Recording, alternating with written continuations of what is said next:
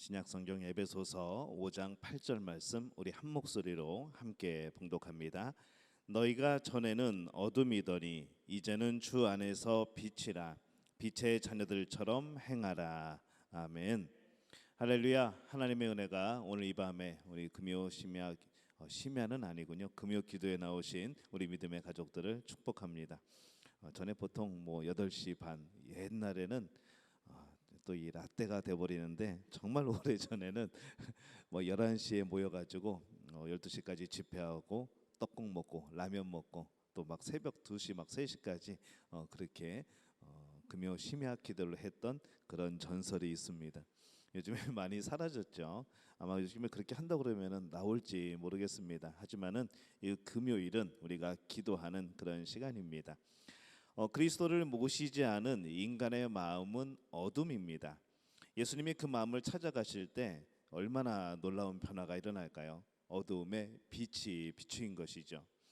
요즘에 이제 성탄절이 이제 다가오고 있습니다. 그래서 우리 주일에는 이제 대림절을 맞이하여서 촛불에 불을 켜고 또 여러 가지 리스를 또 만들고 또 리스에 또 여러 가지 엔젤 등을 달아서 또 이렇게 예쁘게 빛을 내는 우리가 그런 장식을 많이 하죠. 근데 이것이 처음부터 그랬을까요? 언제부터 이 크리스마스 전구가 시작이 되었을까요? 1882년에 이전에는 그런 세상이 없었습니다. 그런 반짝거리는 이 크리스마스 전구를 생각할 수도 없었죠. 물론 그 당시에도 사람들이 횃불을 막 들고 다니거나 크리스마스 트리에 촛불을 매달거나 그런 일들을 했습니다. 그러다가 이 촛불이 이제 불이 옮겨 붙어서 나무가 불타고 마을 전체가 피해를 입었던 그런 기록들도 남아 있는 것이죠.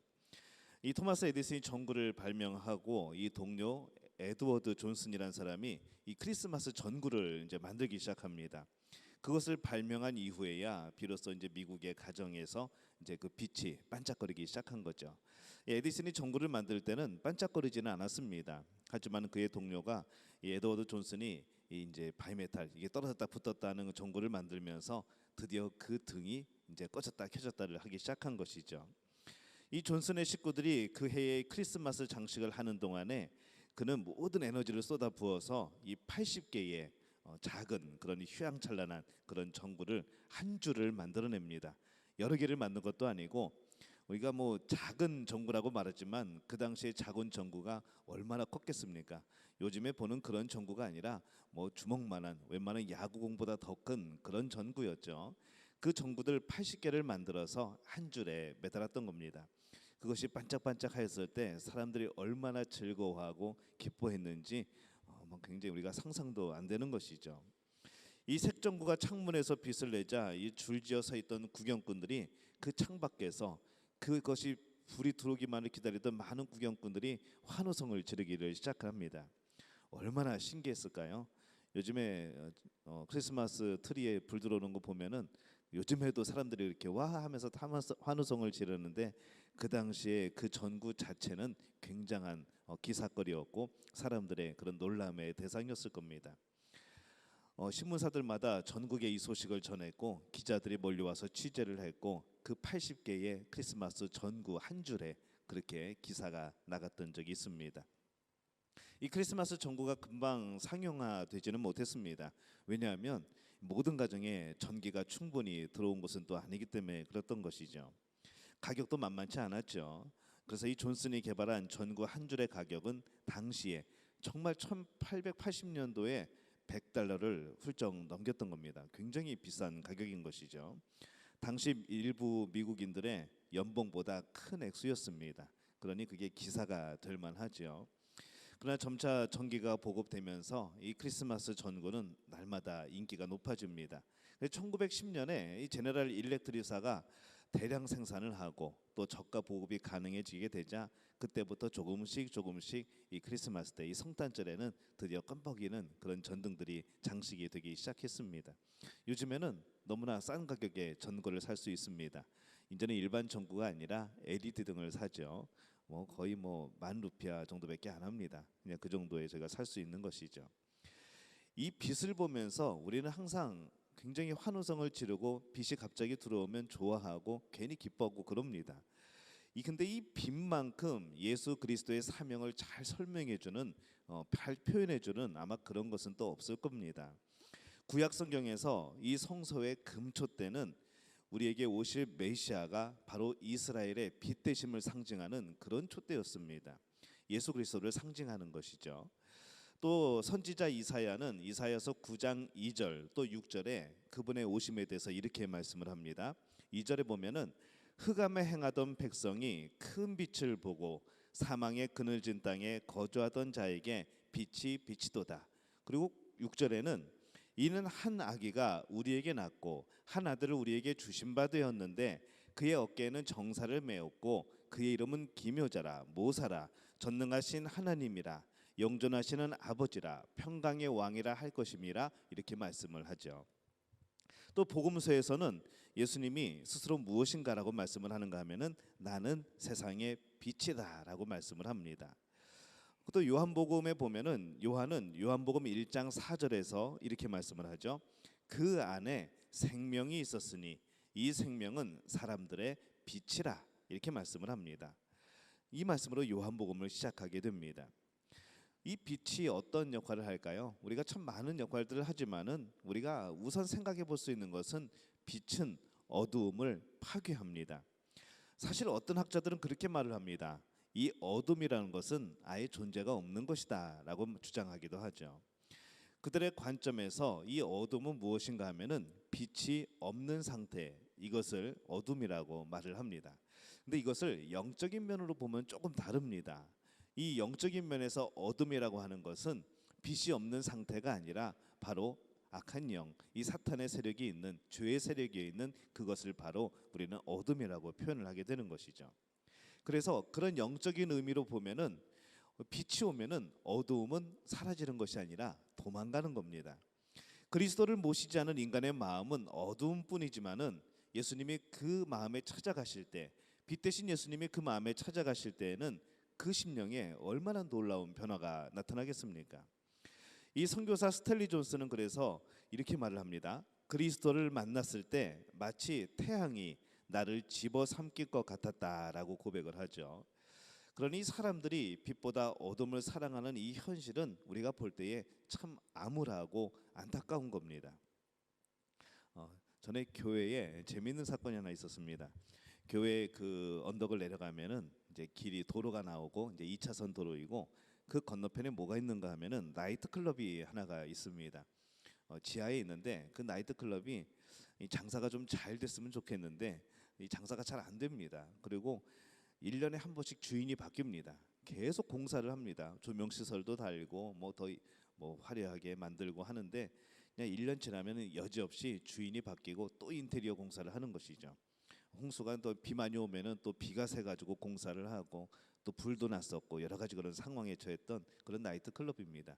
그래도 교회 앞에 있다 보니까 그 나이트 클럽에 한 번도 안 가봤지만은 괜히 이렇게 애착이 가고 우리 마을에 또 중요한 그런 장소처럼 그렇게 느껴지는 것이죠. 거기를 13년 동안 제가 보고 살았습니다. 가보지는 못했습니다. 한번 가볼 걸 그랬습니다. 신방이라도 한번 가볼 걸. 근데 이 무슨 일이 있었는가 하면은 그 나이트클럽 건너편에 건물이 이제 교회에서 구입한 건물이었는데 그 건물 앞에다가 교회를 알리기 위해서 커다란 이런 이제 네온 사인을 다른 것이죠. 네온 사인이라고 하지만은 안에 이제 형광등 달고 겉에 교회를 소개하는 그런 내용들, 예배드리는 장면들 이것을 이제 설치를 해놨습니다. 그리고 바로 그 옆에 그 건물에 이제 저희가 신혼부부로 거기서 살고 있었습니다. 근데 오늘 밤에 저희 집 대문을 두들겨요. 그래서 나가 보니까 누구세요? 그랬더니 혹시 목사님이시냐고. 그래서 그렇다고 그랬더니 어디서 오셨어요? 그랬더니 요 앞 나이트 클럽에서 왔다고 지배인이 온 겁니다. 그래서 이 나이트 클럽 지배인이 저를 전도하러 온 것도 아니고 한밤중에 심심하시니까 한번 놀러 오세요라고 온 것도 아니고 뭐 소개를 뭐 명함을 주러 온 것도 아니고 왜 왔냐고 물어보니까 저 앞에 그 간판 좀 꺼주면 안 되겠냐고 그럽니다. 아니 그게 그거 키는 거랑 나이트클럽이랑 무슨 상관이 있습니까? 그랬더니 그 친구가 이야기하기를 그 교회 선전하는 그 광고판 때문에 그 앞에가 환해가지고 사람들이 들어오기를 꺼려한다는 겁니다. 그래서 말이 되는 소리를 하라고. 밝으면 동네가 밝아지면 좋은 거지. 당신의 나이트클럽도 네온사인 번쩍번쩍하지 않냐고. 그 앞에 있는 교회 그 간판 번쩍거린다고 사람들이 거기를 못 들어오냐고 이제 그렇게 말하면서 웃으며 이렇게 돌려보낸 적이 있었죠. 결국에는 나중에는 밤에는 밤늦게는 꺼졌습니다. 그걸 보면서 무슨 생각을 했는가 하면은 역시 죄는 어두움을 좋아하는구나라는 것을 깨닫게 된 것이죠. 나중에 껐더니 한동안 장사가 잘 되는 것 같더니 결국에는 또 그 해에 마무리를 짓고 그 다음 해에는 새로운 주인이 또 왔습니다. 지금 와서 안타까운 거는 그 매년 오는 주인들을 전도했으면 13명을 전도할 수 있었을 텐데라는 그런 생각도 해보는 것이죠. 예수님은 이미 요한복음 3장 19절에서 이런 현상을 말씀을 하고 계십니다. 요한복음 3장 19절 함께 읽어볼까요? 시작. 그 정죄는 이것이니 곧 빛이 세상에 왔으되 사람들이 자기 행위가 악함으로 빛보다 어두움을 더 사랑한 것이니라. 이 말씀을 듣다 보니까 그 이해가 되는 것이죠. 밝으면 좋지, 동네가 밝아지면 좋지, 왜 밝다고 사람들이 나이트클럽에 오지 않는가? 들어갈 때 얼굴이 다 보인다는 것이죠. 자기 행위가 악함으로 빛보다 어두움을 더 사랑하게 되는 겁니다. 이 한밤중에 잠에서 깬 이 사막의 유목민에 대한 이야기를 한번 드리려고 합니다. 어떤 사람이 일어나서 촛불을 밝히고는 그 사막의 한가운데서죠. 텐트를 쳐놓고 이제 촛불을 밝히고 이제 그 자는 자리 옆에 있던 이제 배고파서 그릇에 있던 이 대추야자를 열매를 꺼내서 먹기를 시작을 합니다. 이 한쪽 끝을 베어 물었는데 뭔가 느낌이 쎄하죠. 이렇게 촛불을 대보니까 거기에 벌레가 또 있습니다. 그래서 먹다 말고 에이 그러면서 이제 천막 밖으로 그 대추야자를 버려버립니다. 그리고 또 하나를 꺼내서 먹는데 이번에도 뭔가 좀 기분이 쎄하고 맛이 좀 이상합니다. 보니까 역시 그 친구가 그 안에도 또 들어있는 것이죠. 근데 그것도 버려버립니다. 그렇게 세네 개를 버리다 보니까 무슨 생각이 드는가 하면은 이러다가는 나 여기서 굶겠다라는 생각이 드는 겁니다. 그래서 어떻게 했을까요? 아주 기가 막힌 방법을 썼습니다. 촛불을 꺼버리고 그냥 한 입에 다 털어 넣어 버렸습니다. 그리고 열심히 씹어 먹은 것이죠. 이 이야기를 들으면서 그런 생각이 들죠. 이 사람들은 죄를 너무 사랑한 나머지 그리스도의 빛을 비추는 것을 꺼려합니다. 두려워하지요. 그래서 그리스도의 빛이 나에게 비추어지기보다는 그냥 어둠에 빠져서 한꺼번에 죄를 집어서 삼켜버리는 겁니다. 그래서 이런 모습을 보면은, 이런 습성을 보면은 확실히 빛은 기독교의 특징이다라는 것을 우리가 볼 수 있습니다. 그래서 에베소서 5장 8절에 이렇게 말씀을 합니다. 너희가 전에는 어둠이더니 이제는 주 안에서 빛이라 빛의 자녀들처럼 행하라라고 말씀을 하는 거죠. 또 빌립보서 2장 15절은 우리에게 이렇게 말씀을 합니다. 이는 너희가 흠이 없고 순전하여 어그러지고 거스르는 세대 가운데서 하나님의 흠 없는 자녀로 세상에서 그들 가운데 빛들로 나타내며 이렇게 말씀을 합니다. 우리는 바로 이런 모습이어야 되는 것이죠. 여러분 식료품 가게 이 마트를 통로를 왔다 갔다 할 때에 여러분의 미소 또 다른 사람에 대한 배려, 이 배려가 뭘까요? 어떤 분들 보면은 이 카트를 밀면서 가면서 이게 딱 보면은 부딪힐지 안 부딪힐 줄 압니다. 몸이 닿을지 안 닿을지 아는데 그런 걸 아랑곳지 않고 자기 길을 가는 사람들이 있습니다. 그냥 밀고 가버리는 것이죠. 결국엔 부딪히고 아프게 되고 인상을 쓰게 됩니다. 근데 어떤 분들 보면은 가면서 살짝 비껴줍니다. 상대방이 지나갈 수 있도록 분명히 자기가 옆으로 감에도 불구하고 비껴주는 분들이 있습니다. 뭐 일반 마트에서도 마찬가지죠. 저는 그런 분들 보면서 속으로 생각을 하죠. 혹시 기독교인이 아닐까라는 생각을 해보는 겁니다. 그래서 우리가 이 뭐 마트에 갔을 때나 통로를 다닐 때 이 다른 사람들에 대한 배려, 그리고 우리가 그 카트 안에 담은 물건들, 우리는 그 모든 것에서부터 예수님의 빛을 드러내야 될 필요가 있습니다. 마당에서 일을 할 때에 여러분은 그리스도의 빛을 받아서 이웃집에 그 빛을 전해주는 그런 역할을 해야 되는 것이죠. 여러분은 거울입니다. 거울, 예수님의 거울. 여러분을 보면서 예수님을 바라볼 수 있어야 되는 것이고, 그들이 여러분을 보면서 자신을 비추어서 자신들의 어둠을 볼 수 있어야 되는 것이죠. 여러분이 빛이 되면은 상대방은 자신들의 어둠을 깨달아지게 됩니다. 우리가 빛이 되지 못하면은 그냥 어둠 가운데서 함께 지낼 수밖에 없는 거죠. 여러분이 운동할 때 혹은 여러분들이 직장에서 사람들을 만나게 될 때에 이 하나님이 여러분에게 그분을 전도할 수 있는 기회를 주신 것이라 여러분 그렇게 생각해 보신 적 있습니까? 어쩔 수 없이 계속 당분간 만나게 되는 사람들, 이게 별로 좋아하지는 않지만은 그냥 계속해서 주기적으로 꼭 만나야 되는 사람들, 여러분 그 기회를 놓치지 마시기를 바랍니다.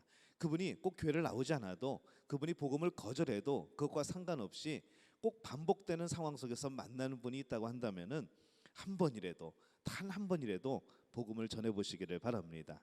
하나님께서 그 순간에 놀라운 역사를 이루실 줄로 믿습니다. 그리고 그 사람을 변화시킬 줄로 믿습니다. 그건 우리가 모르는 것이죠. 하나님의 역사입니다. 여러분은 씨앗을 던졌지만은, 복음의 씨앗을 심었지만은 그 안에서 복음이 씨앗이 그 자라고 싹트고 자라고 열매 맺고 그 열매가 얼마나 될지는 아무도 모르는 것이죠. 그래서 그런 기회들을 놓치지 마시기를 바랍니다. 예수님은 마태복음 25장 40절에 이렇게 말씀을 하죠. 임금이 대답하여 이르시되 내가 진실로 너희에게 이르노니 너희가 여기 내 형제 중에 지극히 작은 자 하나에게 한 것이 곧 내게 한 것이니라, 이렇게 말씀을 합니다. 그들이 예수님이라 생각하고, 우리에게 자주 만나는 그 사람들, 우리 이웃들이 예수님이라고 생각하고 한번 대해 보시기를 바랍니다. 그렇게 빛으로 살아가는 여러분들에게 하나님의 놀라운 역사와 놀라운 능력이 나타나게 될 줄로 믿습니다. 예수님은 마태복음 5장 13절에서 16절에 이 산상수훈에서 이렇게 말씀을 합니다. 너희는 세상의 소금이니 소금이 만일 그 맛을 잃으면 무엇으로 짜게 하리요?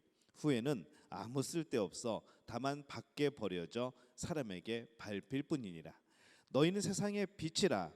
산 위에 있는 동네가 숨겨지지 못할 것이요 사람이 등불을 켜서 말 아래 두지 아니하고 등경 위에 두나니 이러므로 집안의 모든 사람에게 비치느니라. 이같이 너희 빛이 사람 앞에 비치게 하여 그들로 너희 착한 행실을 보고 하늘에 계신 너희 아버지께 영광을 돌리게 하라, 이렇게 말씀을 합니다. 가끔 해외에서 막 대규모 정전이 일어났다는 소식을 듣습니다. 전기가 나간, 불이 깜깜해지는 이런 정도의 문제가 아닌 것이죠. 엘리베이터 안에 사람들이 갇히게 되고 냉난방이 안 돼서 음식물이 상하게 되고 신호등이 꺼지고 통신시설이 먹통이 되면서 주식시장이 문제가 생기고 전등이 꺼지고 난리도 아닌 것이죠. 그것이 그냥 잠깐 그런 것이라고 한다면은 그럼에도 불구하고 피해가 큰데, 이것이 장기화가 되면은 정말 이거는 나라가 근간이 흔들리는 그런 일들을 만나게 됩니다.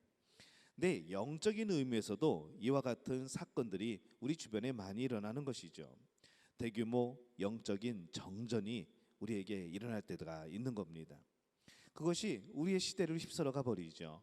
우리의 기반을 휩쓸어 가버립니다. 우리의 믿음 자체를 흔들어 버리는 것이죠. 지금까지 하나님 앞에서 쌓아왔던, 하나님께 드렸던 모든 삶의 패턴들을 무너뜨려 버립니다.